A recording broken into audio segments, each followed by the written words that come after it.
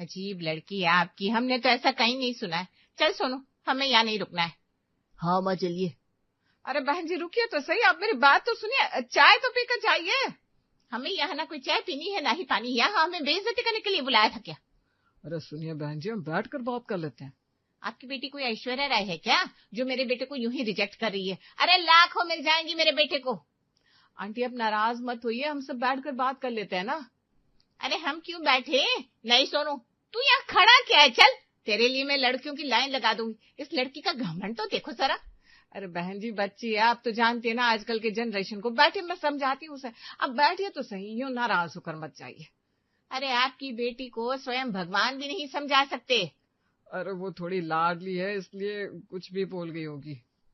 हाँ आंटी, घर में सबसे छोटी है तो जरा ज्यादा ही प्यार किया है पापा ने उसे। अरे हमारा बेटा भी बड़े नाजुक से पाला है मैंने, ऐसे कैसे किसी को भी उसकी बेइज्जती करने दे सकती हूँ? आपको पता है, पूरे खानदान में सबसे ज्यादा पढ़ा लिखा है हमारा सोनू। जी जी आंटी, तभी तो हमने आपके घर रिश्ता भेजा था। आप यूं नाराज होकर मत जाइए। मैं अभी खुशी को बुलाता हूँ, वो आपसे माफी मांग लेती है। रुकिए। खुशी, खुशी। हाँ पापा, क्या हुआ? अरे सोनू, तुम अभी तक गए नहीं हो यहाँ से? खुशी, क्या तरीका ये? अरे पापा, सोनू किसका पेट नेम होता है? मुझे नहीं करनी इससे शादी जिसका पेट नेम सोनू हो। अगर मेरी इससे शादी होगी ना तो लोग मुझे ऐसे चिढ़ाएंगी, सोनू तुझे मेरे पे भरोसा नहीं क्या? देखा आपने कैसी आपकी लड़की? मेरे बेटे को बस हम प्यार से सोनू बुलाते हैं, उसके लिए आपकी लड़की मेरे बेटे को रिजेक्ट कर रही है। बोलिए, ये कोई बात हुई? यहाँ क्या हमें हमारी बेइज्जती करने के लिए बुलाया था? खुशी, ये क्या बात हुई? प्यार से सोनू बुलाने में क्या दिक्कत है अब तुम्हें? अरे माँ, आप नहीं जानती, मुझे सोनू नाम वाली लड़की बिल्कुल पसंद नहीं है। मैं नहीं कर सकती जिसका नाम सोनू हो उससे शादी। अरे खुशी, तुम ये देखो, लड़का कितना पढ़ा लिखा है, कितना कमाता है, कितना अच्छा परिवार है, और तुम नाम के पीछे पड़ गई हो। ये मेरी शादी का सवाल है, मैं ऐसी किसी भी ऐरे गैरे से शादी नहीं कर सकती भाभी। अब तो हद ही पार हो गई। हम तो आपके साले साहब के रिश्तेदार है तभी यहाँ आए थे, लेकिन आपकी बेटी ने हमारा बड़ा ही अपमान किया है। अब हम पल के लिए भी यहाँ नहीं रुक सकते। आंटी आप इतनी देर से बस कह रही हैं, जा तो नहीं रही। आप कहे तो मैं आपको रास्ता दिखा दूं। चल सोनू, अब तो हमारा यहाँ सांस लेना भी दुश्वार हो गया है। आंटी सुनिए तो, देख तेरी वजह से क्या हो गया। वो लोग तेरे मामा जी के रिश्तेदार थे, क्या सोचेंगे हमारे बारे में अब? तो मामा जी को पहले बताना था कि उसका नाम सोनू है, तो मैं पहले ही मना कर देती। अरे लेकिन इस नाम से प्रॉब्लम क्या है तुम्हें? प्रॉब्लम तो ये लड़कों में से ढूंढ ढूंढ कर निकालती है। इसकी नाक सीधी नहीं है, ये लड़का पैसे अपनी मम्मी को देता है, मुझे नहीं करनी इससे शादी। ये लड़का सीधा नहीं बैठता, ये लड़का बाइक अच्छी नहीं चलाता। पता नहीं क्या क्या कमियां निकालती रहती है। हाँ तो सोच समझ कर ही मैं शादी करूंगी ना, ऐसे ही नहीं जैसे भैया ने आपसे शादी कर ली, कुछ भी देखा ही नहीं। खुशी, खुशी बोलने से पहले कम से कम सोच तो लिया कर। तू अपनी भाभी से बात कर रही है। अपनी अपनी जीवन साथी में कुछ नहीं दिखा, इसका मतलब मैं भी कुछ ना देखूं भैया?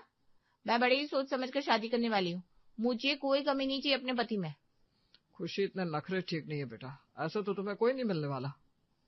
पापा आप देखिएगा, मैं सबसे बेस्ट लड़के से ही शादी करूंगी। तब तक पता नहीं हम जिंदा भी होंगे कि नहीं।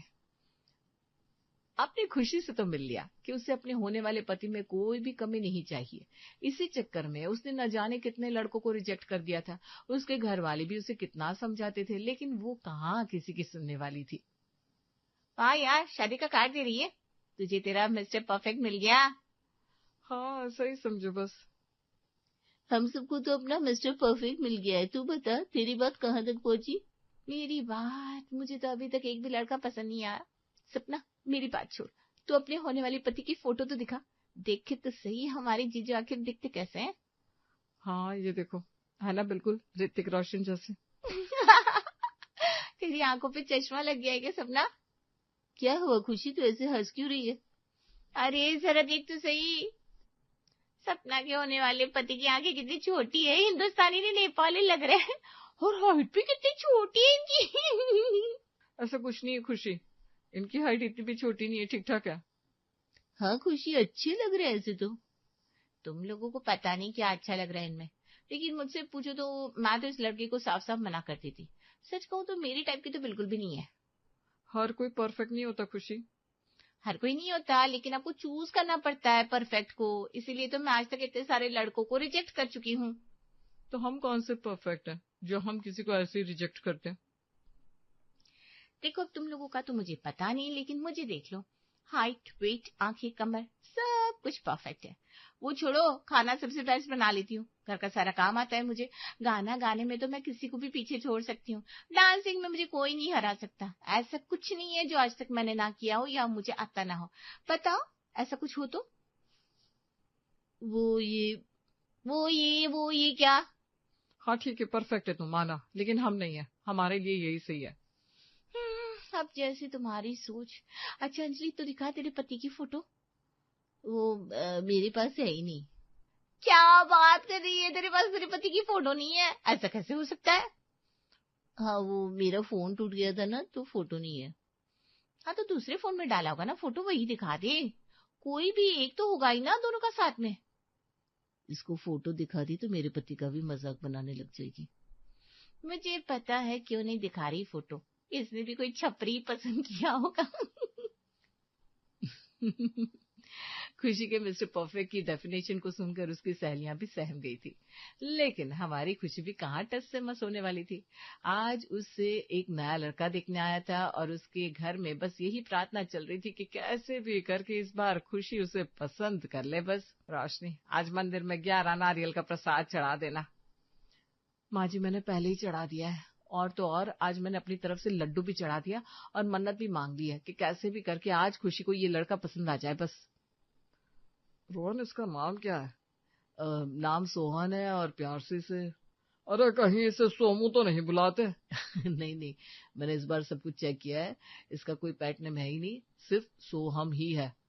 चलो बच गए। और ये अपनी सैलरी किसे देता है? इसका खुद का बिजनेस है, सैलरी का कोई लफड़ा ही नहीं है। और इसकी नाक आंख कोई कमी तो नहीं है? अरे नहीं नहीं, मैंने सब कुछ चेक किया है। इस बार उसकी आंखें भी बड़ी है, भूरे रंग की, उसकी नाक भी बहुत सुंदर है, हाइट की भी कोई परेशानी नहीं होगी, हमारी खुशी से बिल्कुल मैच खाती है। इस बार मुझे लगता है खुशी का रिश्ता हो ही जाएगा, क्योंकि इस बार हमने ऐसा लड़का ढूंढा है जिसमें कोई कमी ना हो। हाँ, इस बार नाक, आंख, बाल, नाम, काम सब कुछ बिल्कुल परफेक्ट है। तो मैं सोहम के घर वालों को शाम को बुला लूं? आओ, बिल्कुल, शुभ काम में देरी कैसी। अभी खुशी को कोई फोटो नहीं दिखाते, डायरेक्ट लड़के से ही मिलवा देंगे। इस बार सब लोग बड़े ही कॉन्फिडेंट थे कि खुशी को लड़का पसंद आ ही जाएगा, क्योंकि उसके घर वालों ने इस बार सारी चीजें चेक करने के बाद ही सोहम को खुशी के लिए चुना था।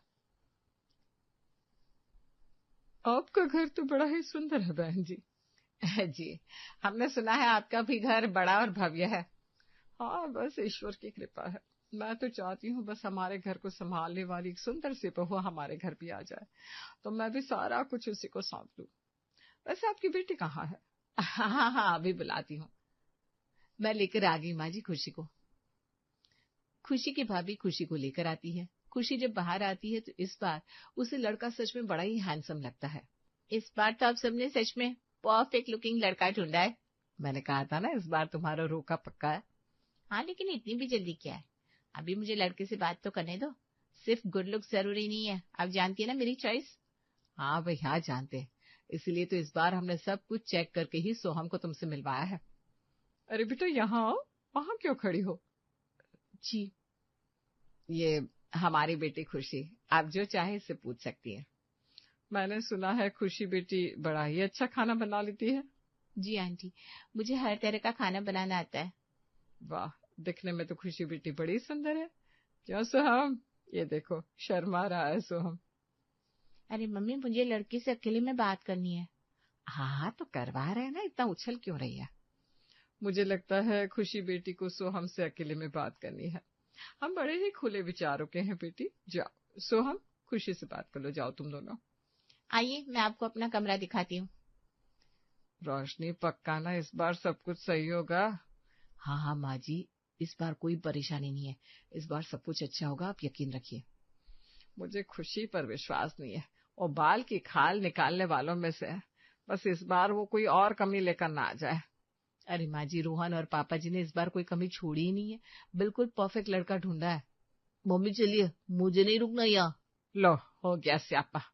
अब क्या कह दिया इस खुशी ने? अरे सोहम जी, क्या हुआ? आप बैठिए तो। नहीं, मुझे नहीं रुकना यहाँ, आपकी बेटी ने मुझे रिजेक्ट कर दिया है। चलो मम्मी। हाँ तो बताओ ना, क्यों रिजेक्ट किया आखिर? अरे वो कह रही है आपका चड्डी बनियान का बिजनेस है, इसलिए मैं आपसे शादी नहीं कर सकती। अरे चड्डी बनियान का बिजनेस है, अच्छा खासा कमाते हैं हम। अरे अगर मेरी इनसे शादी हो गई, कोई मुझसे पूछेगा तुम्हारे ससुराल वाले क्या करते हैं, तो क्या कहूंगी मैं? चड्डी बनियान बेचते हैं। कितनी बेइज्जती हो जाएगी मेरी। अरे हम सड़क पर चड्डी बनियान नहीं बेचते, हमारा शोरूम है। अरे गोबर को रास्ते में बेचो या शोरूम में रहता तो वो गोबर ही है ना। बस बहुत हो गया, इस लड़की की तो बहुत नखरे हैं। आंटी जी, लाखों में एक हूं मैं, नखरे तो करूंगी ही। मुझे मेरे जीवन साथी में सब कुछ परफेक्ट चाहिए। हाँ हाँ, देख लिया तुम्हारा परफेक्ट अंदाज। मैं भी देखती हूँ इस दुनिया में ऐसा कौन सा लड़का है जो इतना परफेक्ट है। कहीं ऐसा ना हो किसी दूसरी दुनिया से मंगवाना पड़ जाए। चल सोहम। अरे बहन जी सुनिए तो, रुकिए, बैठ कर बात कर लेते हैं। खुशी, इससे अच्छा लड़का तुम्हें कहीं नहीं मिल सकता। तुम्हें क्या करना है उनके चड्डी बनियान के बिजनेस से? तुम्हें थोड़ी ना बेचना है। ये लोग अच्छे खासे रईस है, पता है। होंगे, लेकिन मुझे चड्डी बनियान बेचने वालों की घर की बहू बनने में कोई इंटरेस्ट नहीं है। और अब हमें तुम्हारे लिए लड़का ढूंढने में कोई इंटरेस्ट नहीं है। खुशी, तुम्हारी मम्मी बिल्कुल सही कह रही है। हम तुम्हारे लिए ढूंढ ढूंढ कर लड़के वालों का रिश्ता लेकर आते हैं, और तुम हो कि उनकी और हमारी दोनों की बेइज्जती कर देती हो। खुशी, सोम से अच्छा और परफेक्ट लड़का तुम्हें नहीं मिल सकता। आप लोगों को मेरी चॉइस समझ में नहीं आ रही क्या?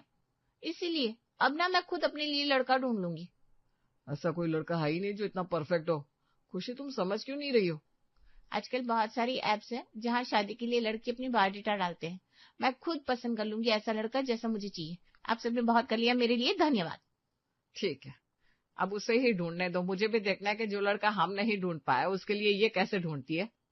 खुशी के घर वालों ने अब उसके लिए लड़के देखना बंद कर दिया था, और खुशी अब अपनी मर्जी से शादी के एप्स पर खुद के लिए लड़का ढूंढने लगी। इन्हें क्या लगता है परफेक्ट लड़के होते ही नहीं है? मैं इन्हें मेरे सपने का राजकुमार ढूंढ कर दिखाऊंगी। देव राठौड़, वाह, नाम में ही वजन है इसके तो। 6 फुट का है, वाह वाह वाह। ड्राई फ्रूट्स का बिजनेस है खुद का, इससे कहते हैं बिजनेस। मेरे घर वाले ढूंढ कर लाते हैं चड्डी बनियान वाला। एक काम करती हूँ, इससे फोन पे बात कर लेती हूँ, पहचान भी हो जाएगी। खुशी ने देव राठौड़ से फोन पे बात करना शुरू कर दिया। बात करते करते उसे फाइनली देव पसंद आ गया, और आज वो बड़े ही गुरूर के साथ अपने घर वालों को देव के बारे में बता रही थी। तुझे पक्का यकीन है तुझे इससे ही शादी करनी है? मैंने कहा था ना, मैं अपने लिए परफेक्ट जीवन साथी ढूंढ लूंगी। देख लीजिए, मैंने ढूंढ लिया अपने सपनों का राजकुमार। तूने इसके बारे में सब कुछ पता तो किया ना? अरे मैंने सब कुछ पता किया है, सूखे मेवे का बिजनेस है इनका, बड़ा परिवार है, बहुत खानदानी। देख खुशी, मुझे लगता है कि हमें एक बार इसकी जांच करनी चाहिए। भैया मैंने सब कुछ पता कर लिया, प्लीज आपको अब कुछ करने की जरूरत नहीं है। मैं शादी करूंगी तो इससे ही। रोहन, अगर खुशी को इससे शादी करनी है तो करवा दो ना। अरे लेकिन राशि सही कह रही है, खुशी को उसका मिस्टर परफेक्ट मिल ही गया है, तो कर लेने तो उसे जिससे भी शादी करनी है। खुशी ने अपने घर वालों को देव राठौड़ के बारे में किसी भी तरह की कोई भी जांच करवाने से मना कर दिया था, और उसने अपनी मर्जी से देव राठौड़ उर्फ मिस्टर परफेक्ट से शादी कर ही ली। देव सुनो, उठो, तुम्हें काम पर भी तो जाना होगा ना। काम? कौन सा काम? अरे ड्राई फ्रूट्स की फैक्ट्री पर। और काम? अरे वो तो पापा कर लेंगे, मैं आगे ही नहीं जाता। अरे बहू, ये नालायक बस सारा दिन यही पड़ा रहता है, कोई काम धाम नहीं है इसे। क्या? क्यों? सारा दिन तुमसे फोन पे बातें करता रहता था, तब तुम्हें पता नहीं चला? अच्छा हुआ इसे भी ऐसी लड़की मिली है, नहीं तो कोई अच्छी लड़की तो इससे शादी करती नहीं। क्या ऐसी मतलब? इसके लक्षण ही ऐसे है, और क्या कहे हम तुमसे, इससे शादी की है इसका मतलब तुम भी वैसी ही होगी। अब दोनों मिलकर एक दूसरे को झेलो, और क्या। ये उठो ना, ये सब क्या कह रहे हैं? ये कहाँ उठने वाला है, ये शाम से पहले नहीं उठता, उसके बाद दोस्तों के साथ जाता है, शराब पीता और वापस आता है। हे भगवान, ये क्या हो गया मेरे साथ? लेकिन इन्होंने तो कहा था कि ये सारा काम कर लेते हैं और सबसे अच्छी पालक पत्ता चाट बनाते हैं। हाँ, एक बात तो इसने सच्ची कही, पालक पत्ता चाट तो ये सच में बढ़िया बनाता है, लेकिन वो तब जब वो होश में होता है, वो महीने में एक बार होता है। इसलिए बहू एक काम करो, अब तुम इंतजार करो पालक पत्ता चाट का। ये उठो, अभी उठो, मुझे बना कर दो तुम्हारे हाथों की पालक पत्ता चाट। पालक लो, उसमें दही डालकर खा लो। मुझे सोने दो। मम्मी! रचना बाजार से हरी सब्जियां लेकर घर आती है और रसोई में फर्श पर रख देती है। ये देखते ही नीशू जोर जोर से चिल्लाने लगती है। ये क्या भाभी, आपने पूरा फर्श मिट्टी मिट्टी कर दिया। मैंने अभी रसोई में पोछा लगाया था, अब मैं दोबारा रसोई साफ करने नहीं वाली। आप खुद कर लेना, मेरे को और घरों में भी जाना है। मैं रसोई साफ कर लूंगी, ये तो रोज का है। अब सब्जियां फर्श पर रखी जाएंगी तो फर्श गंदी होगी ही। सब्जियां रखने की कोई और जगह तो है भी नहीं ना। भाभी, सारी सब्जियां फर्श पर बिखर जाती हैं। छोटी सी तो रसोई है, इसमें चलना भी मुश्किल हो जाता है। काश हमारी रसोई में भी शेल्फ होती। माँ जी से बोल बोल कर थक गए हैं, लेकिन वो इस कमरे को रसोई बनाने के लिए तैयार हो तब ना। उन्हें क्या पता हमें कितनी परेशानी होती है। उन्हें तो सारी चीजें बैठे बिठाई मिल जाती हैं। दोनों बहुएं घर की रसोई से परेशान थी, क्योंकि आर्या ने घर के एक छोटे से कमरे को ही रसोई बनाया होता है। उस कमरे में ना तो सब्जियां रखने के लिए कोई शेल्फ होती है, ना मसाले रखने के लिए, ना बर्तनों के रखने के लिए कोई जगह। नई रसोई बनाने की क्या जरूरत है, काम तो चल ही रहा है, क्यों पैसे बर्बाद करने हैं। माँ जी, रसोई में 2 या 3 शेल्फ ही तो बनाने हैं। 2-4 छोटी छोटी अलमारियां बन जाएंगी। कम से कम सब्जियां, मसाले और बर्तन यूं बिखरे तो नहीं रहेंगे।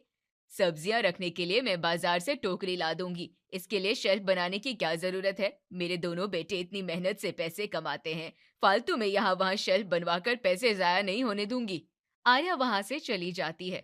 भाभी, रसोई बनाने के नाम पर माँ जी तो टस से मस होने का नाम नहीं ले रही हैं। लगता है सारी जिंदगी हमें इस कमरे में जैसे तैसे ही खाना बनाना पड़ेगा। रचना रात का खाना बनाने लगती है।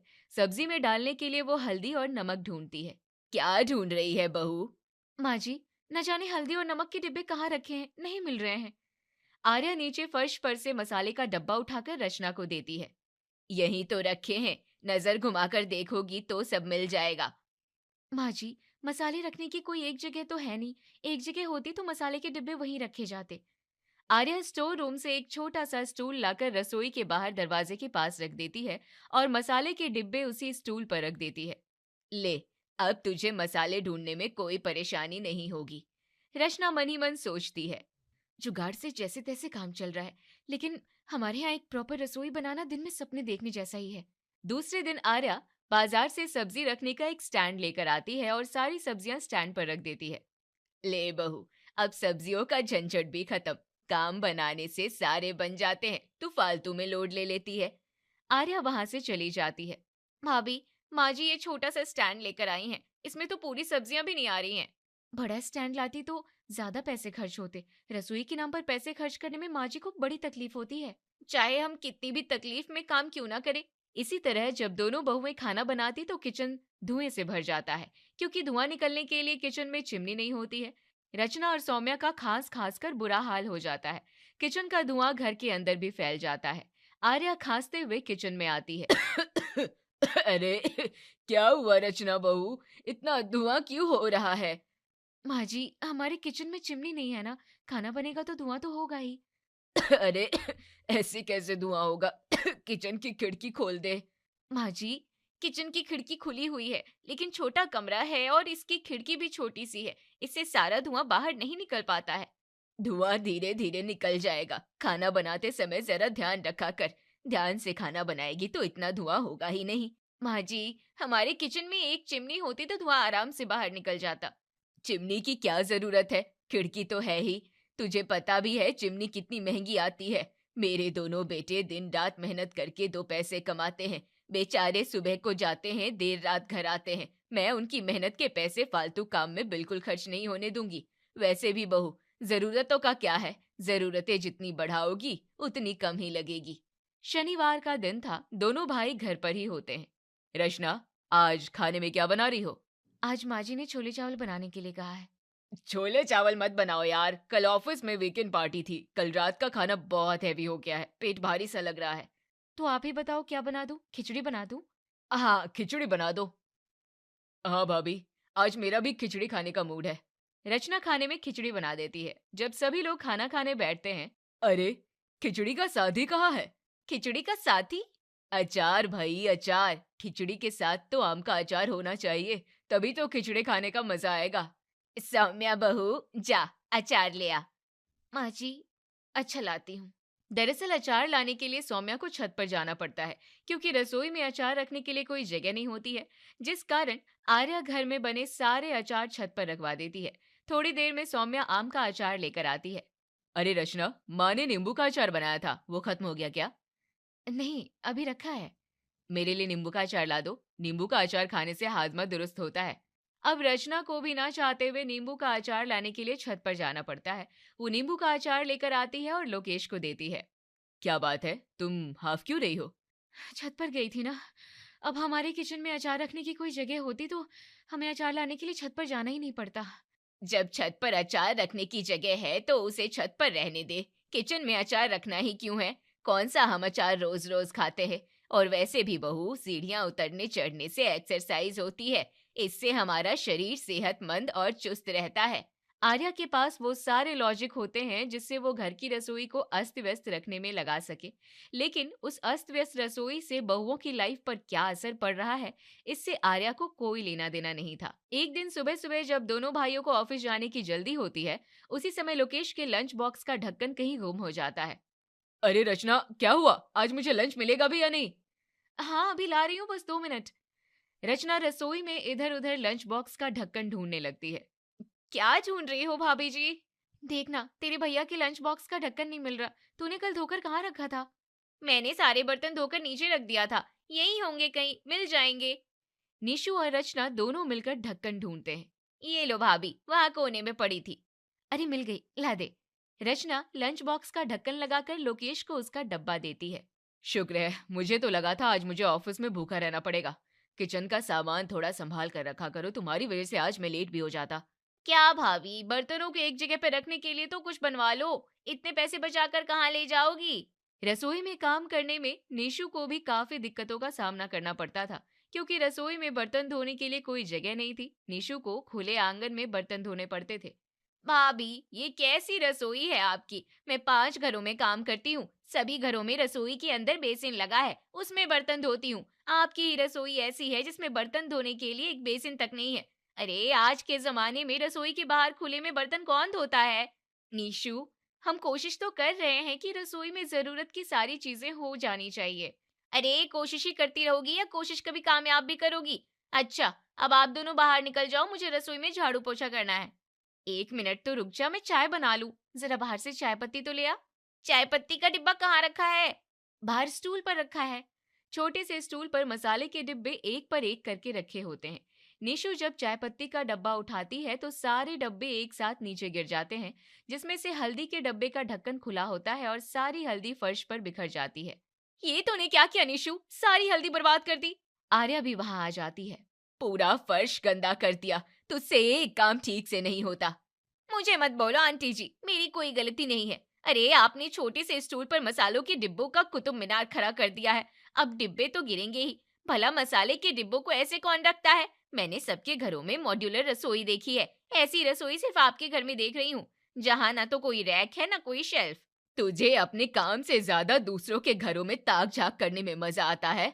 मैं किसी के घर में ताक झाक नहीं करती, काम पर जाती हूँ तो आंखों पर पट्टी थोड़ी बांध लूंगी। निशु, तो चुप हो जा और मुझे चाय पत्ती ला कर दे। निशु सौम्या को चाय पत्ती ला कर देती है और बड़बड़ाती है। मेरा काम और बढ़ा दिया, अब फर्श से हल्दी छुटाने में कितना वक्त लग जाएगा? मुझे और घरों में भी काम करने जाना है, मेरे पास इतना टाइम नहीं है कि मैं यही सारा दिन लगा दूं। रात में रचना और लोकेश अपने कमरे में होते हैं। लोकेश, मुझे थोड़े से पैसे चाहिए। तुम्हें पैसे किस लिए चाहिए? लोकेश, देखो ना हमारी रसोई कैसी अजीब सी है, मुझे हमारी रसोई अपने हिसाब से बनवानी है। अब उस दिन आपके लंच बॉक्स का ढक्कन गुम हो गया था, क्योंकि बर्तनों को रखने के लिए कोई जगह ही नहीं है।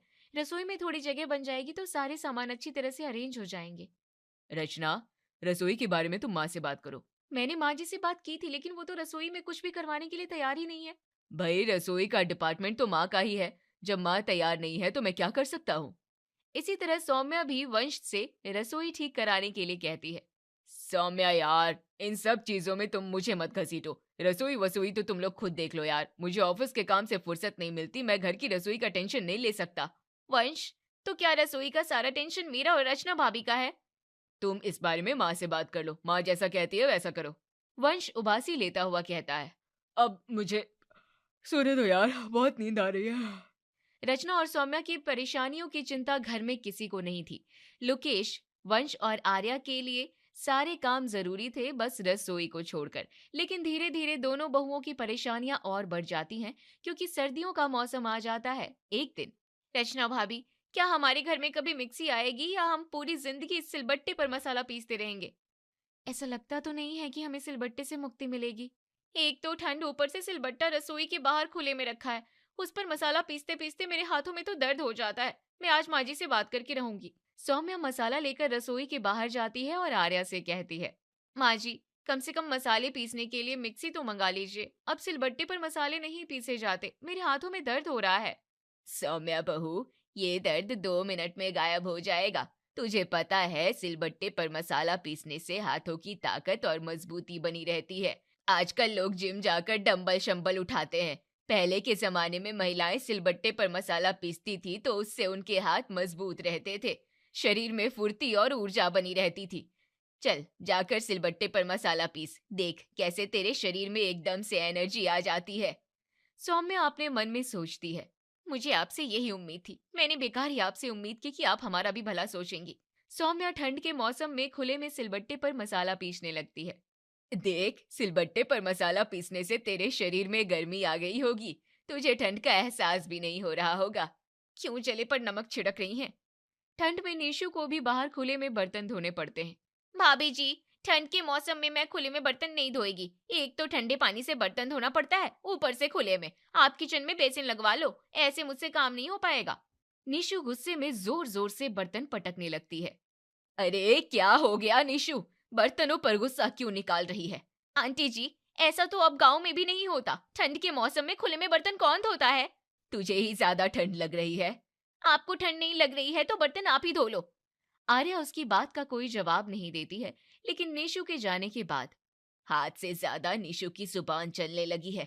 आज बहुत बोल रही थी। क्या बात है माँ, क्या कह दिया नीशू ने? वही, ठंड में बाहर खुले में बर्तन नहीं धोएगी। ये करवा लो, वो करवा लो, ऐसा तो गांव में भी नहीं होता। इतना बोल गई वो?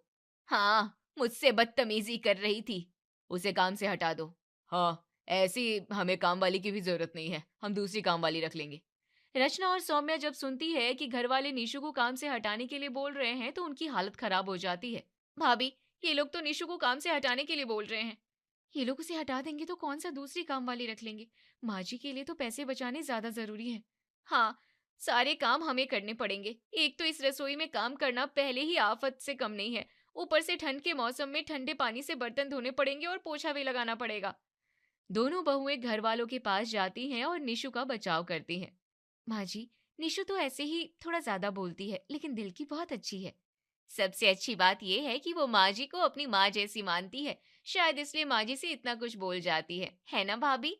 हाँ, कल ही तो कह रही थी कि आंटी जी को देखकर मुझे मेरी माँ की याद आ जाती है। मेरी माँ बिल्कुल ऐसी ही थी।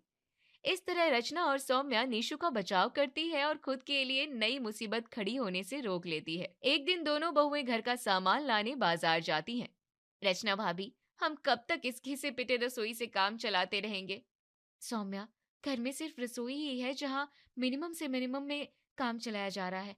घर में किसी और चीज की तो कमी है नहीं।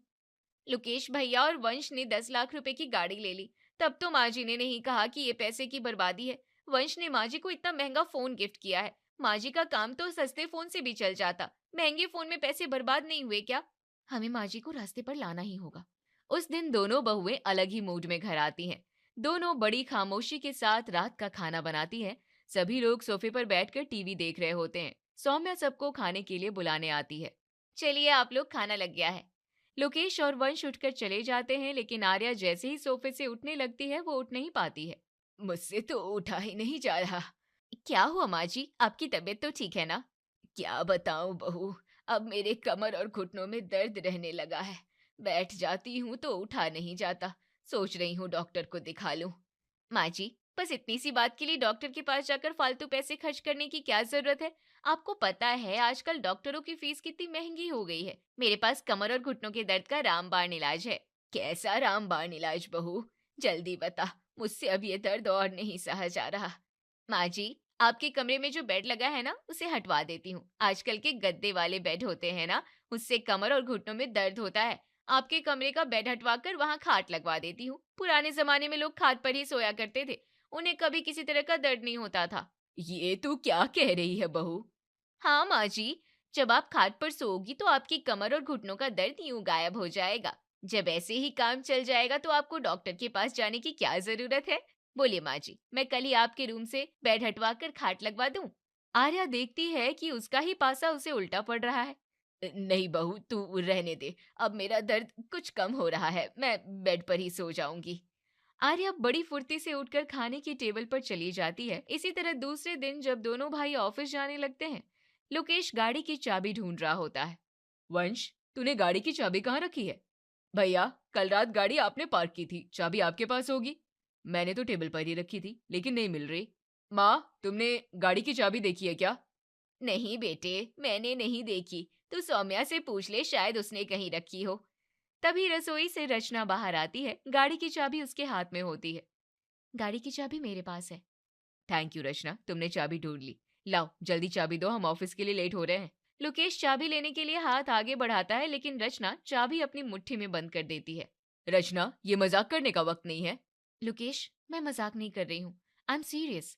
अब आप ही बताओ, आप दोनों भाइयों ने ऑफिस जाने के लिए 10 लाख रुपए की गाड़ी खरीद ली, ये पैसे की बर्बादी नहीं है तो और क्या है? भाभी बिल्कुल सही कह रही हो आप, इन दोनों को तो पैदल ऑफिस जाना चाहिए, इससे इनकी सेहत भी बनी रहेगी और इतनी महंगी गाड़ी की ईएमआई और पेट्रोल का पैसा भी बचेगा। वही तो, लोग सेहत बनाने के लिए जिम जाते हैं, एक्सरसाइज करते हैं, न जाने क्या क्या करते हैं। आप दोनों कम से कम पैदल तो चलो, रोज पैदल ऑफिस जाकर अपनी अपनी सेहत बनाओ और गाड़ी के पैसे बचाओ। क्यों माँ जी, मैंने सही कहा ना? दोनों बेटे और बहुएं आर्या की ओर देखते हैं। रचना, सौम्या, मैं समझ गई सब। कमरे जैसी रसोई में खाना बनाने से तुम लोगों को कितनी दिक्कतों का सामना करना पड़ रहा है। तुम दोनों अपने हिसाब से किचन बनवा लो।